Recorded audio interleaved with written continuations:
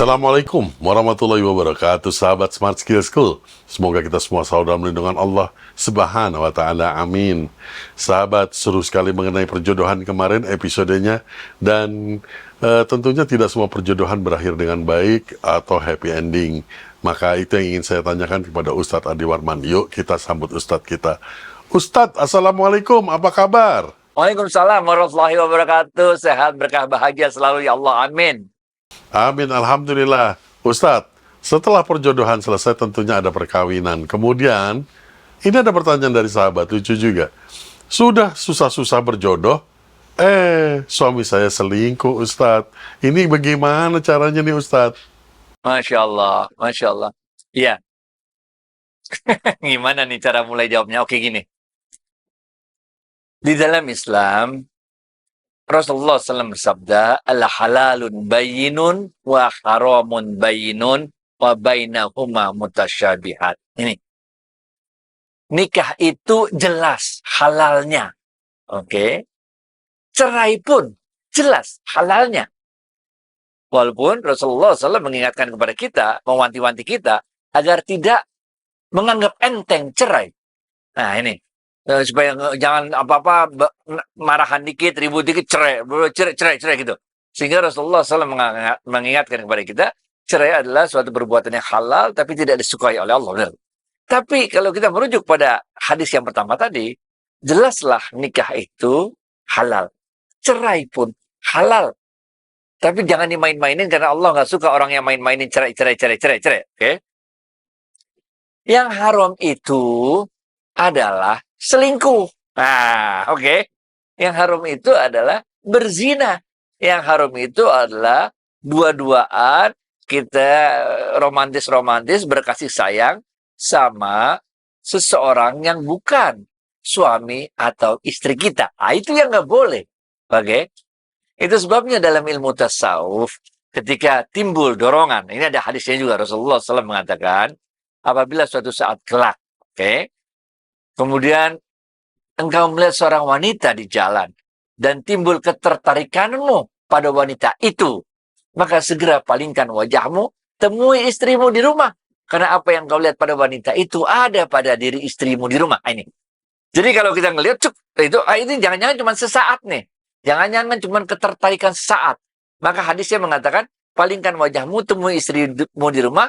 Apa yang kau lihat pada wanita itu ada juga pada diri istrimu di rumah ini. Dalam pernikahan itulah kita merasakan bahwa diri kita, bahwa tanggung jawab kita, bukan sekedar diri kita sendiri, tapi tanggung jawab kita juga adalah tanggung jawab, kita juga bertanggung jawab atas keluarga yang diamanahkan Allah untuk diri kita ini. Jadi pesan saya kepada kita semua, termasuk pada diri saya sendiri, kita harus disiplin dengan hati kita. Nikah halal, cerai juga halal. Oke? Tapi yang ini yang nggak benar. Yang selingkuh, yang pernikahan, yang melakukan hubungan di luar pernikahan itu yang haram. Itu. Ini kejadian juga dulu di rumah tangganya Rasulullah SAW, di mana istri beliau Aisyah radhiyallahu anha ini difitnah, hadisul ifk namanya. Ini bahkan Allah sendiri yang langsung membantah berita fitnah tersebut, bahwa tidak benar Aisyah radhiyallahu anha berselingkuh dengan laki-laki lain. Jadi kita jangan cepat langsung emosi marah kalau dengar ada berita suami kita selingkuh, tapi kita cek dulu kebenarannya. Kita ajak tabayun suami kita ini apa sebenarnya, ceritanya bagaimana ini, benar gak? Lalu kita buat suasana yang nyaman buat suami kita supaya dia bisa menjelaskan dengan tenang. Apakah dia memang punya niat untuk mempunyai istri berikutnya, atau suami kita sekedar difitnah orang, atau dia cuma khilaf sesaat dan sebagainya. Jadi kita tabayun dulu kepada suami kita, lalu kita ajak ngomong baik-baik, jangan langsung dipojokin, jangan langsung serang. Supaya apa? Supaya kita bisa dengar sebetulnya apa keinginan suami kita tersebut. Nah, dengan demikian kita bisa saling introspeksi diri. Misalnya suaminya bilang, lu sih sibuk di luar terus, kerja sana sini, atau apalah kita dengar. Nah, dengan demikian, dengan kita lakukan tabayun, kalau memang ternyata berita itu fitnah, kita tentu akan dukung suami kita untuk membantah berita fitnah tersebut. Tapi kalau berita itu benar, kekhilafan sesaat, maka kita sarankan suami kita untuk segera taubat kepada Allah. Ini. Taubat. Siapa juga bisa salah. Saat ini mungkin suami kita salah, saat lain mungkin kita salah. Segera taubat kepada Allah. Tapi kalau yang ketiga pilihannya ternyata bukan kekhilafan sesaat, tapi memang suami kita ini dengan tulus mau menikahi seorang wanita lain, itu lain lagi ceritanya. Nanti kita bahas lagi mengenai syarat-syarat atau pertimbangan-pertimbangan untuk poligami. Di Indonesia ini udah dilindungi juga. Kita tidak bisa seenaknya aja cerai, nggak bisa. Kita nggak enak, pertama, nggak bisa seenaknya kawin, nggak bisa seenaknya cerai, dan juga nggak bisa seenaknya untuk kawin lagi, nggak bisa.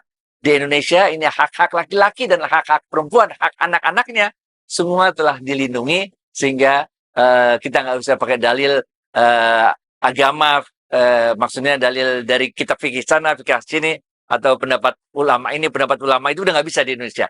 Kita udah buat ini satu ketentuannya di Indonesia, sehingga orang tidak bisa seenaknya nikah dengan alasan nikah siri, nikah mut'ah, atau nikah nggak bisa.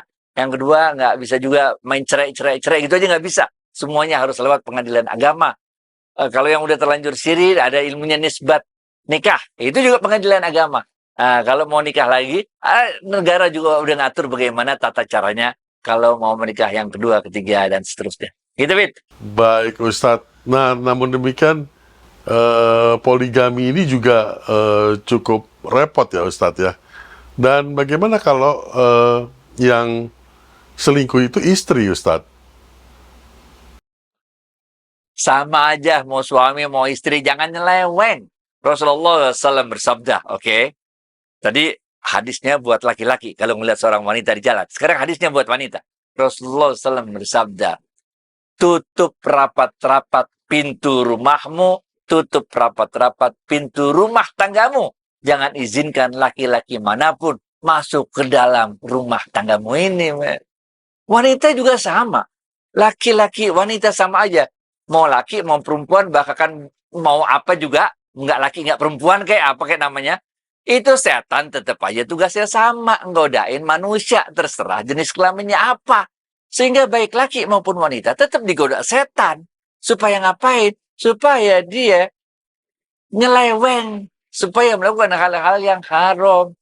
Sehingga istri-istri juga janganlah ini hatinya mencong kiri, mencong kanan. Kalau ada yang kurang dari suaminya, ya kita juga banyak kurang, benar nggak? Kalau kita mengharapkan suami kita sempurna, iya istri juga kagak ada yang sempurna, benar nggak? Ada masalah, bicarain baik-baik. Jalanin hidup sama-sama. Sampai Allah menentukan kita berpisah antara suami dan istri. Bisa berpisahnya itu karena cerai, bisa berpisahnya itu karena meninggal dunia. Tadi kita bilang ya, memang kita nggak sukai cerai, tapi cerai adalah suatu yang halal. Waktu episode yang berapa kita udah jelasin kan?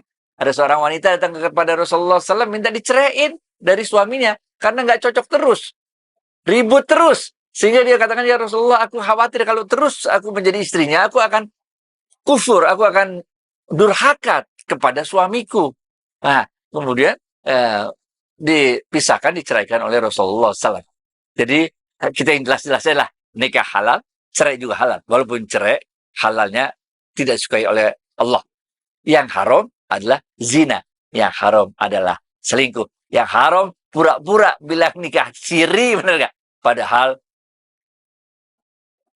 bukan dalam arti nikah siri zaman Belanda, zaman dulu yang penghulunya adalah antek-antek penjajah. Gitu, Fit. Masya Allah, jadi kita harus jauh-jauh dari godaan syaitan ya, Ustaz. Baik, Ustaz, terima kasih atas waktu dan tausiahnya. Assalamualaikum warahmatullahi wabarakatuh. Waalaikumsalam warahmatullahi wabarakatuh.